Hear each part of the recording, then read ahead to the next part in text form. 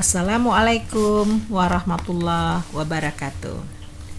Pada kesempatan hari ini, saya akan membahas tentang analisis ubi variat dengan melakukan analisis hubungan variabel kategorik dengan variabel kategorik yang sering kita pakai dengan menggunakan namanya uji chi-square atau uji chi-kuadrat. Nah, uji chi-kuadrat biasanya adalah untuk melihat hubungan variabel kategorik dengan variabel kategorik. Jadi misalnya di sini mana yang kategorik? Kategorik misalnya pendidikan. Ini variabel pendidikan, kemudian perilaku ASI, ya. Kemudian bisa juga melihat hubungan pekerjaan dengan perilaku ASI, ya. Pekerja pendidikan yang kategorik pekerjaan, kemudian kelompok umur bisa, ya. Jadi melihat variabelnya kategorik dengan kategorik. Jadi variabel independen dan variabel dependennya. Nah, kita ambil contoh, misalnya di sini kita mau melihat pekerjaan, ya, mengetahui hubungan status pekerjaan responden dengan perilaku pemberian ASI. Nah, bagaimana menganalisisnya? Yaitu dengan cara klik analyze, kemudian kita klik descriptive statistic, ya. Kemudian kita klik di sini adalah cross tab. Ya, tadi kita klik descriptive statistic, kemudian cross tab. Nah, akan muncul tampilan seperti ini. Ya. Nah, kita mau melihat di sini untuk ada dia kolomnya row, kemudian di sini ada kolomnya, ada dia row, ada kolom. Ya. Yang row ini adalah kita isi variabel independen atau variabel bebas. Variabel bebasnya apa? Yaitu kerja, status pekerjaan. Kita masukkan di row. Kemudian yang kolom kita buat di variabel dependennya atau variabel terikat. Variabel terikatnya apa? Perilaku menyusui. Kita klik. Ya. Kemudian habis kita memasukkan yang dia variabel independen yaitu status pekerjaan dan variabel dependennya yaitu perilaku menyusui. Kemudian kita klik statistik. Nah, tadi kita namanya kategorik dengan dia kategorik, ya. Kita menggunakan statistiknya adalah chi-square. Ya.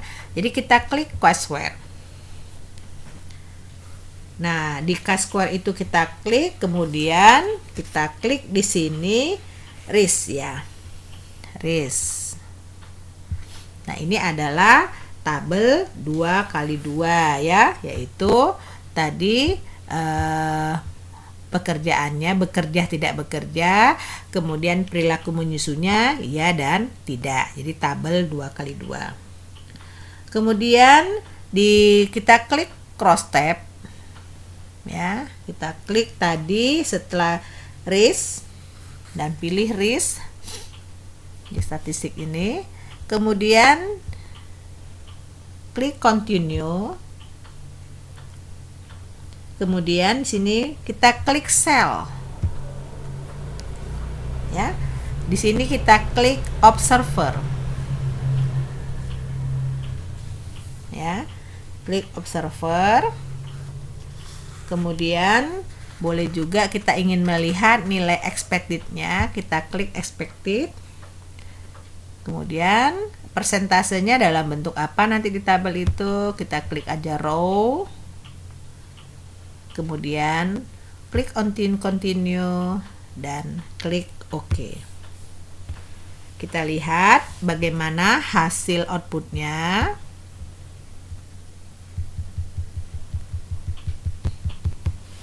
Nah, kita lihat seperti ini. Ya. Ini adalah tabel 2 kali 2. Jadi katakan 2 kali 2 di sini status pekerjaan ada 2 ya, 2 variabel, ada 2 kategori, tidak bekerja dan bekerja. Kemudian perilaku menyusui, kita ada dia kategori ya dan tidak. Ya. Nah, kita lihat ini namanya tabel silang antara status pekerjaan dengan perilaku menyusui. Ya. Nah, di sini kita terlihat ada angka pada masing-masing selnya. Ya, masing-masing selnya ada angka. Nah, kita lihat di sini ya. Kita lihat di sini ya. Dari tidak bekerja, kita lihat di sini ya.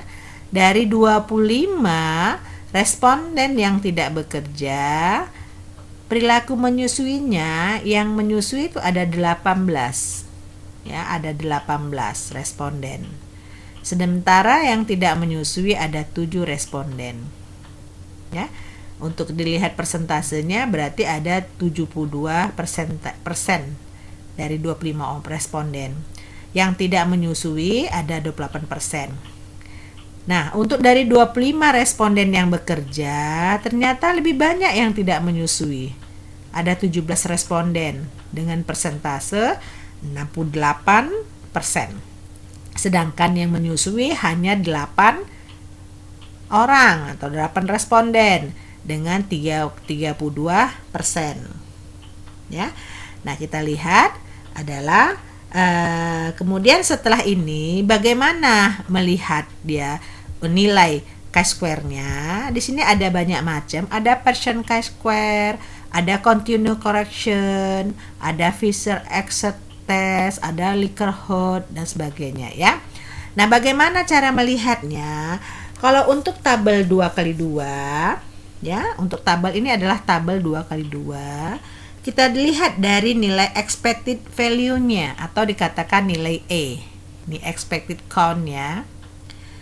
Jika pada tabel ini nilai E-nya kurang dari 5, ya, semua nilai E-nya kurang dari 5, maka kita lakukan uji yang kita gunakan adalah Fisher-Exert.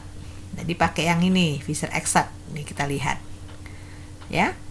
Nilai P-nya. Kita lihat di sini expected count-nya apakah kurang dari 5? Tidak. Berarti di atas 5. 13, ini 12, kemudian ini yang untuk bekerja 13, ini 12. Berarti nilai E-nya di atas 5. Nah, kalau nilai E-nya ya ternyata pada tabel 2 kali 2, kalau dia tidak ada nilai E-nya di bawah 5, semuanya di atas 5, berarti yang kita pakai pada tabel 2 kali 2 ini adalah continuity correction. Nah, itu rumusnya. Untuk tabel 2 kali 2, kalau nilai E-nya di atas 5 atau tidak ada nilai E-nya di bawah 5, satu pun tidak ada, kita menggunakan uji continuity correction. Ya, chi-square-nya, nilai chi-square-nya dilihat nilai continuity correction-nya. Jadi dilihat nilai P-nya di sini. Berarti di sini adalah 0,011. Nilainya adalah 0,011. 0,011 itu lebih besar apa lebih kecil dari nilai alfa? 0,01A1. Berarti dia lebih kecil dari nilai alfa. Kalau lebih kecil dari nilai alfa, berarti HA-nya diterima. Ternyata ada hubungan antara status pekerjaan dengan pemberian ASI. Ya. Nah, itu tadi bisa dilihat dari nilai P-value-nya. Jadi nilai P-value-nya di sini kita lihat berapa nilai P-value-nya. Tadi rumusnya adalah apabila nilai tabel silangnya adalah tabel 2 kali 2 di mana tidak ada nilai E-nya yang kurang dari 5, berarti kita gunakan adalah continuity correction. Nah, kita lihat di nilai P-nya ya, kita lihat di two side 0,01.